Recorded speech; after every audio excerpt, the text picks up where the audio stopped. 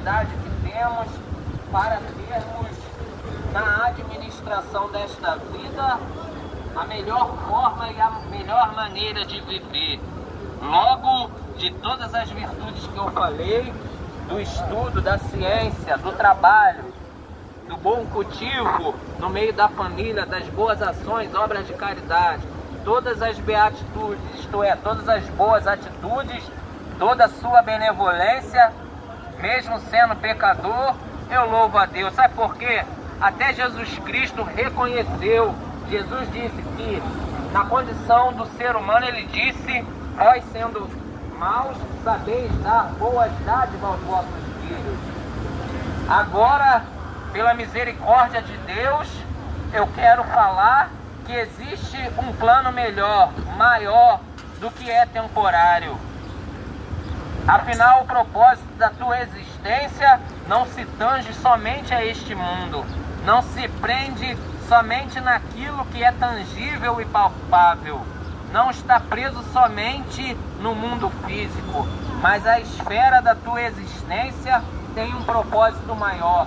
Você tem um raciocínio, você tem uma inteligência. Nós somos príncipes neste mundo, porque sabemos cultivar a boa liderança.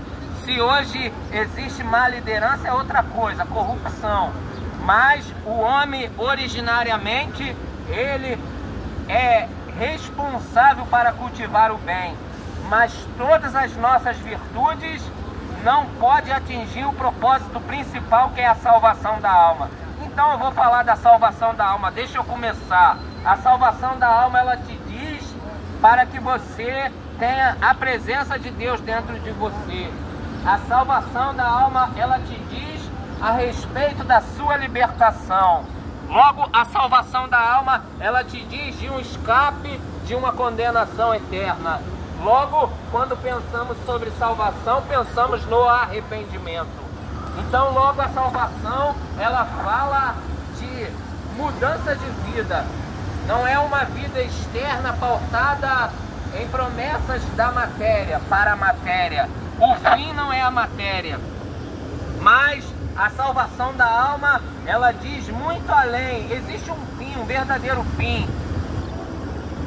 O assunto, quando pensamos na salvação da alma, logo ela diz a respeito de vida eterna. A matéria é apenas um meio.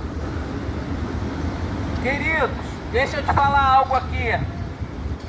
Pensou na salvação, é regeneração da alma. O que é regeneração, pregador? Regeneração da alma é ter novos sentimentos, ter novas virtudes. Agora você vai ter amor a Deus. Mas eu já amo a Deus, pregador, eu já tenho Jesus no meu coração. Tem Jesus no coração, então você cumpre a Bíblia.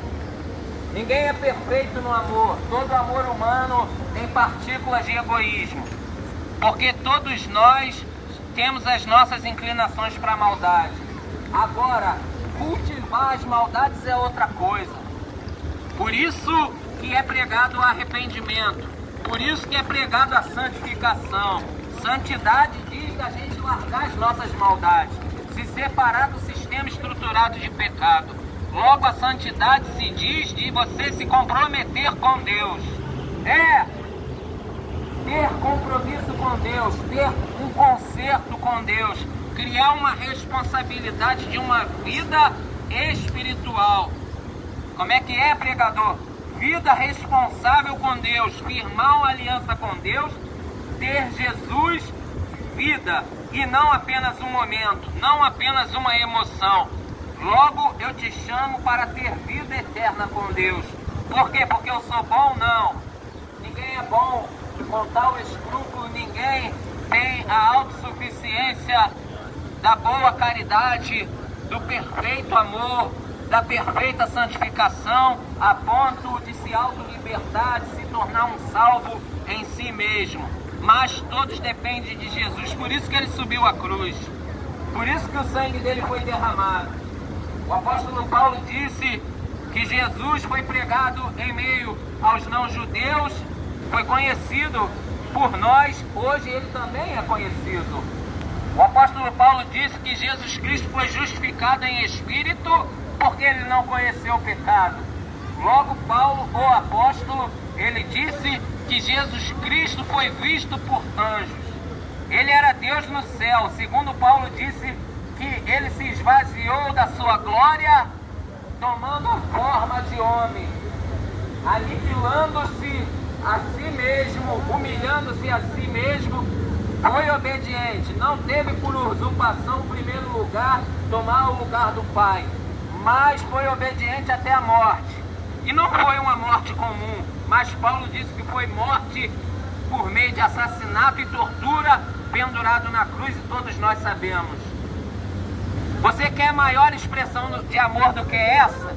Então deixa eu te falar, a maior realidade que você pode ter sobre a sua vida é você entender, você trazer para dentro da sua alma o maior privilégio que nós podemos alcançar nesta vida.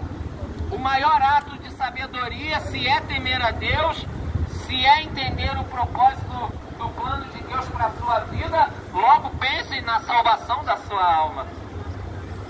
Você precisa ser justificado diante de Deus. Quem pode se auto-justificar diante de Deus? Somente que Deus justifica pela fé no Filho dele. É Deus que justifica o pecador. É Deus que justifica o homem. É Deus que justifica aquele que está preso na morte espiritual. Que é isso, pregador? Preso na morte espiritual é... Jesus disse que pode nascer de novo para Nicodemos. Quando Nicodemos, ele veio à noite para falar com Cristo, ele disse que queria conhecer o reino de Deus. Jesus disse que é impossível alguém conhecer o reino de Deus se não nascer de novo. O contexto do nascimento, o novo nascimento que Jesus passou é a fé. Fé fala da obediência. Obediência, a fé, ela te cobra a fidelidade diária diante de Deus. Não existe fé teórica. Não existe no cristianismo uma fé ecumênica. Uma fé que se harmoniza com outros mediadores, com espíritos avatares, espíritos ajudadores. Não existe causa e efeito, não existe profeta ou curandeiro. Nada disso existe, mas existe aquele que é autossuficiente, Jesus Cristo, o meu e o teu Salvador. Pense nisso, amigo.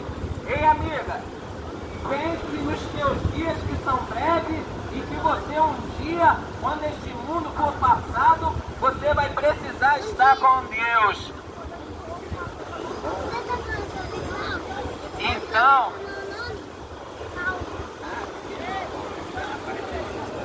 Então você pode pensar nisso.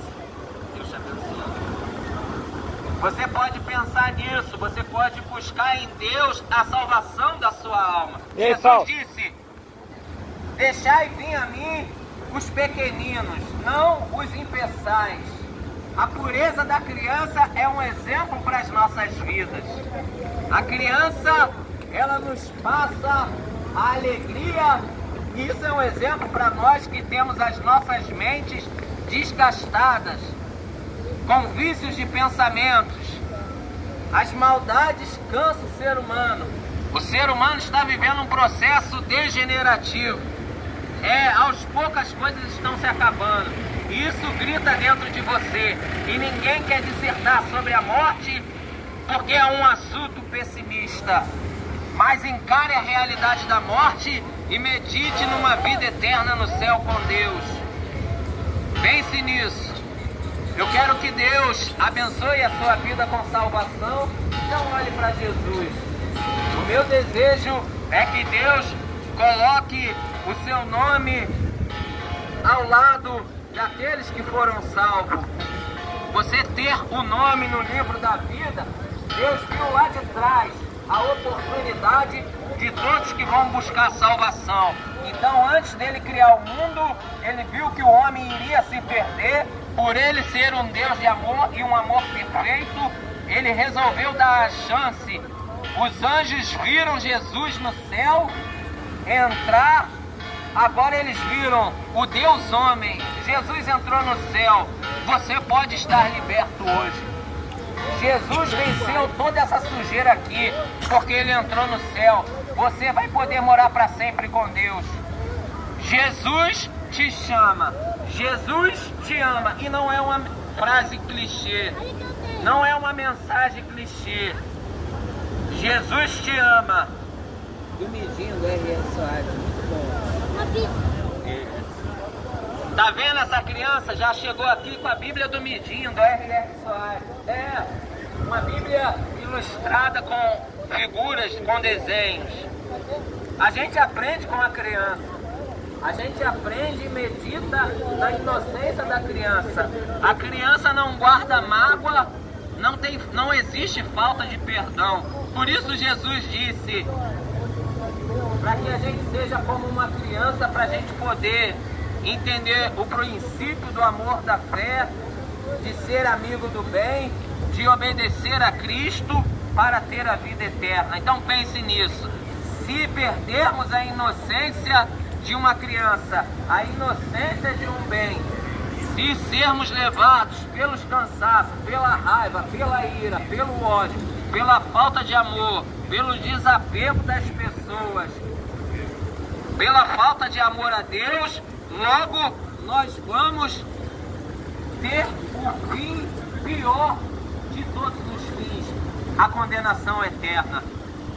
Mas se formos inocentes como uma criança, teremos a vida eterna com Deus, começando a ser praticada aqui embaixo. Então pense nisso, reflita nisso, pense o quanto que Jesus teve que lutar, batalhar, se esforçou, venceu todas as coisas, tudo foi conquistado por meio dele, afinal foi ele que fez tudo. Agora ele vem restaurando corações, vem restaurando mente, até que seja dia perfeito. Isso fala de vida eterna no céu. Deus te abençoe em nome de Jesus.